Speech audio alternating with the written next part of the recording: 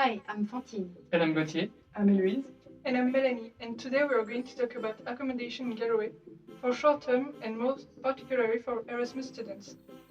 In this video, we'll walk you through the process of creating the prototype and also all of our research and testing, including forms, interviews, and for the prototypes, the paper prototype and also the numeric one. So the first step for us was to create a forms questionnaire in order to get proper insight on the future users' desired features and also expectations that we could incorporate to our solutions. Our questionnaire was based on their previous experiences with accommodation search platforms that they used to search for their current accommodation in Galway as Erasmus students. To get proper answers, we sent our questionnaire on the ESN WhatsApp group chat. So here's basically how the first meeting went. We tried to give all of our ideas and tried to see which one we would implement into the doc. About the questionnaires, we saw that most people were looking for a short-term accommodation, so for like 4 months since they are staying only for the first semester. We also saw that most people could afford between 500 and 600 euros, and they were mostly using laptops for their research since it's more simple for them to use since there is no map. We saw that it was a big issue for them. They mostly look for a student room in a residence or shared apartment near the university. And also we saw that during their research, most people were using a website, but also social media or through friends. And like it was really diverse.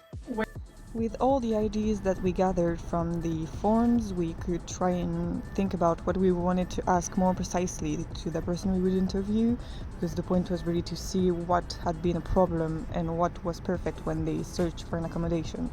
So with the interviews, we had more time to ask questions and could really get into it. We chose to conduct multiple interviews on Erasmus students to really get a feel of their experience looking for an accommodation in Galway, what had been easy doing it and what had been complicated, to try and make our design usable for them. We took as much time as possible on the interviews so we could ask all the questions we needed to in order to know what was important. What key information did you need most during your search? Yeah, I think mostly like key information.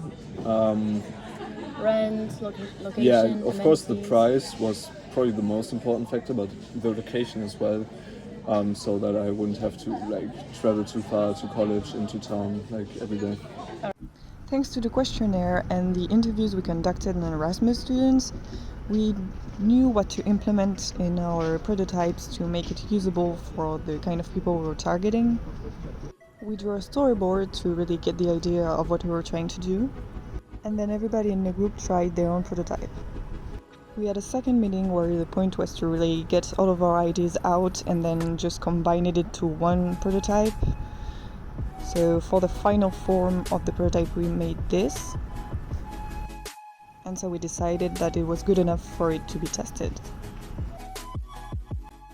Regarding the testing process, we gave our paper prototype to several Erasmus students and asked them to review it using the think-about method in order to discover the strengths and weaknesses of our paper prototype.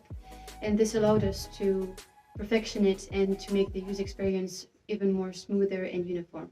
So we met once more after the user testing just to see what had worked and what had not in order to make our final prototype as usable as possible, and we finally came up with the last paper prototype, which was designed to be on a laptop. We greatly used the observation that we made during the testing in order to create the actual bot that we made on computer. We really favored usability over everything else. So when I created the numeric prototype, I had in mind that the user is the expert. So the idea is to create an interface where each feature is clearly displayed and where the chatbot is the central feature. So you have a chat box where you can put your queries and the answers will be displayed in an easily to read and simple manner. Below that, you have a map with different marks for the listings that will be easily possible to see and navigate between each of them. Okay, so imagine you're a student and you're searching for an apartment with a kitchen. So for the last testing, we decided to use the Think Aloud method to try and understand the thinking process and the emotion someone would feel trying our bot. Thanks to this testing, we saw that the student which was using the bot was having no trouble in understanding clearly what needed to be done and how to get the information he wanted. Okay, so what we've learned from this process, we have numerous insights that we were able to get out from all of this creation process. Personally, I would say that the creation of an interface for a numeric prototype can be kind of overwhelming, but having users' feedback in order to frame you and to create a product that is aligned with the user's expectation is especially precious. We also found out that every idea were interesting, even if it was not included in the final project. But yeah, it was interesting to have every opinion on everything from every member of the group. We also thought at first that our prototype would be perfect and that it would work with everybody, but then we learned on the way that we need to do a lot of prototyping, and that's like basically the most important part, to see how the user can interact with it.